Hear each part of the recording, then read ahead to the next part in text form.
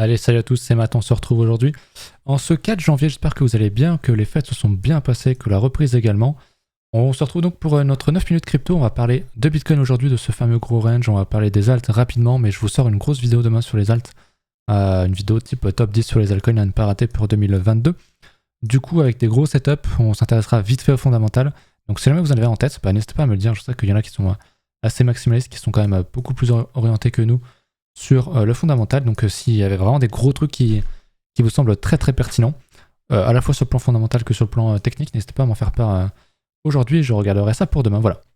Donc on commence avec Bitcoin qui est toujours dans ce range, donc résistance en haut, support en bas. J'ai tracé cette ligne de tendance pour potentiellement former plus tard un triangle haussier, mais c'est quand même beaucoup trop tôt. J'ai tracé d'ailleurs un petit peu mal, je crois que j'avais tracé sur le 5 jours. Hop, quelque chose comme ça. On pourrait avoir quelque chose comme ça. Donc c'est à suivre. Ça pourrait être intéressant. Ce qui m'intéresse aussi, que j'ai failli oublier, c'est TD9. On est sur un 8 actuellement. Ça serait bien qu'on ait un 9.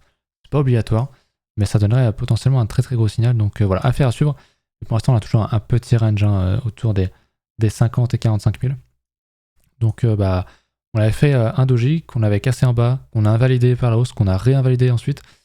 C'est assez compliqué, c'est vraiment typique d'un range, on le disait avec Tilt, les ranges c'est là pour vous massacrer, pour faire perdre un maximum de thunes à un maximum de gens, alors que le prix concrètement ne bouge pas. C'est aussi ce qu'on fait, je pense, sur un plan un peu plus large, entre 30 000 et 65 000 en gros. Concrètement il se passe rien, tant qu'on ne casse pas ce plus bas là, pour moi il n'y a rien. On pourrait revenir ici, ça serait pas très bon, on est d'accord, mais on pourrait être toujours dans un range, donc aussi longtemps que ça puisse durer. Tant qu'on ne casse pas ce niveau-là, ça va. Par contre, si on le casse, on l'a dit, là, ça sentira sans doute le bear market, le vrai bear market, parce qu'on confirmera un double top.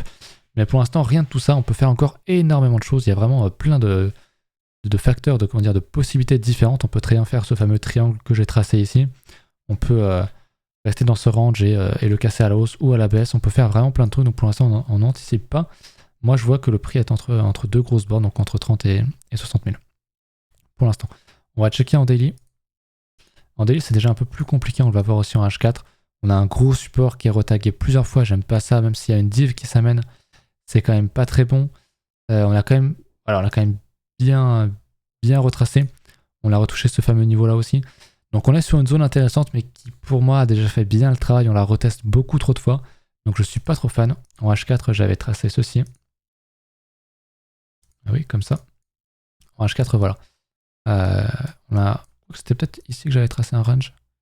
Ok, il est plus là. Mais bref, on a un range ici qui est très très évident sur le H4. Je vous remets ça correctement. Hop. On a en gros un support comme ceci qui a été donc retesté vraiment pas mal de fois. Je vais les compter, mais on est vraiment sur un gros chiffre et une résistance. Pour être tracé comme ça, je vais même pouvoir l'agrandir un petit peu. Hop. Donc on peut considérer donc une fois sur la mèche, 2, 3, 4, 5, 6, 7. Honnêtement, c'est pas très bon. Si on y retourne, c'est pas très bon. Plus on y retourne, moins ça sentira bon. Souvenez-vous, plus on teste un niveau, plus il y a de chances de casser. Et non, ça ne le rend pas plus puissant, c'est exactement l'inverse. Donc c'est pas très bon. Maintenant, pour invalider ça, j'aimerais vraiment qu'on casse ces gros niveaux ici.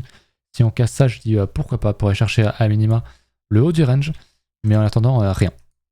Honnêtement, en attendant, rien. Au niveau de l'order flow et de toutes les données, qu'est-ce qu'on a? On a un funding qui est toujours plat si je passe en daily. On verra un petit peu plus ça avec l'historique. On voit qu'on a un funding qui est quand même très plat, qui n'a rien à voir avec les niveaux quand on était au top ici ou ici. Donc on peut pas le dire de ce fait, enfin juste sur ça, que les gens sont faux mots à l'achat, c'est faux. On peut pas le dire juste avec ça. En H4, donc on a le fameux range, mais on a beaucoup de positions depuis qu'on l'a cassé, depuis qu'on a liquidé énormément de monde sur le crash. On a beaucoup de positions qui s'ouvrent. Est-ce que c'est des achats ou des ventes? Je ne sais pas, je reste toujours mitigé parce qu'on a un funding qui ne bouge pas. C'est ce qui est un petit peu embêtant. On aurait un funding qui serait extrêmement bear. Je dirais, ça, c'est des gens qui sont en train de short en masse et qui vont sans doute se faire avoir. Vous savez que s'il y a beaucoup de short ici, eh ben on va faire ça. Et s'il y a beaucoup de long, eh ben on va faire ça pour tuer un maximum d'espoir et récupérer la liquidité. D'un autre côté, on a un spread qui est quand même très négatif depuis très longtemps. Donc ça montre un petit peu quand même un certain sentiment de peur. On a aussi, alors c'est juste sur Binance, on a le CVD qui nous montre que c'est quand même majoritairement des ventes. Sauf que c'est sur le spot, donc le spot ne lead pas toujours le market. C'est ce qui est assez problématique aussi. Et c'est que Binance. Je sais qu'il y a pas mal d'exchanges qui sont full short pendant que, depuis la baisse ici, pendant que Coinbase charge en masse à l'achat, au spot. Donc voilà, c'est des données à prendre quand même avec des pincettes. Globalement, moi je pense qu'il y a quand même beaucoup de shorts et beaucoup de longs. Je sais pas qui va se faire trouer en le premier. Mais dans tous les cas, je l'avais dit, hein, c'est pas du tout impossible qu'on vienne faire un truc comme ça pour tuer les acheteurs. Et ensuite ceci pour tuer les vendeurs, ou inversement, faire ceci et faire ceci. On le fait tellement souvent que honnêtement, je ne serais pas du tout étonné qu'on fasse ça parce qu'on a vraiment beaucoup de positions qui s'ouvrent. Si on regarde encore une fois, on est sur un atterrage des positions. Et souvent, quand on arrivait sur ce niveau-là, je vais tracer un range, hein, on peut tracer des niveaux là-dessus, il n'y a pas de souci. Il faut que je retrouve l'outil.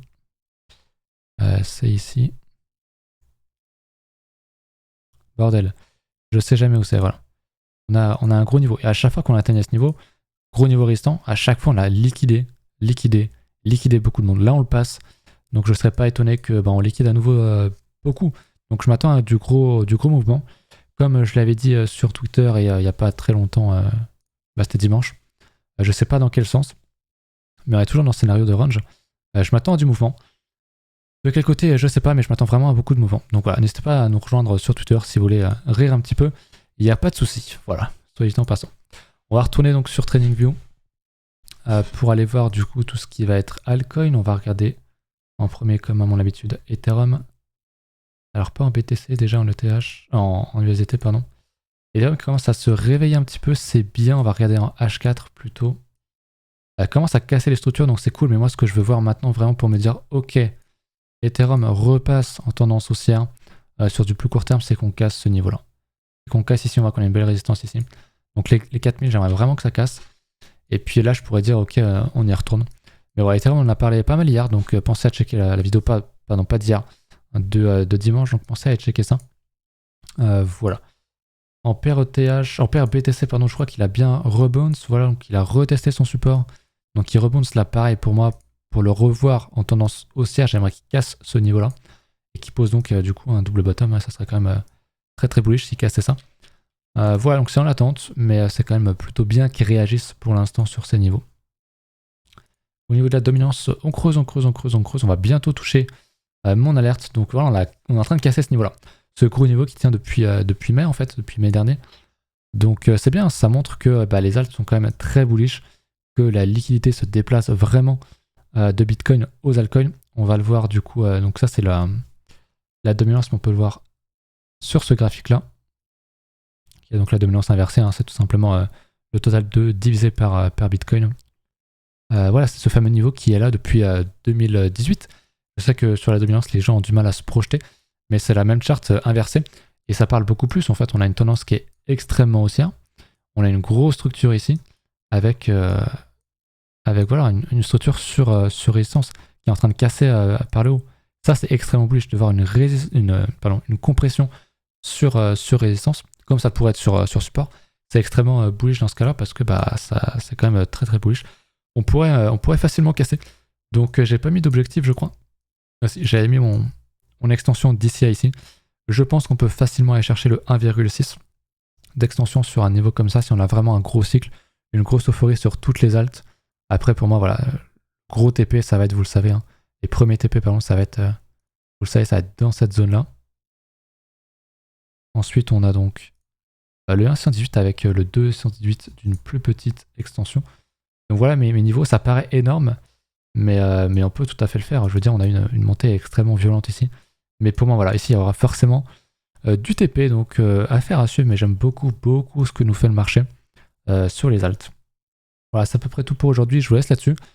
Souvenez-vous, mettez-moi un petit commentaire pour les altcoins que vous pensez être vraiment très sexy pour la vidéo de demain, et puis je vous laisse là-dessus.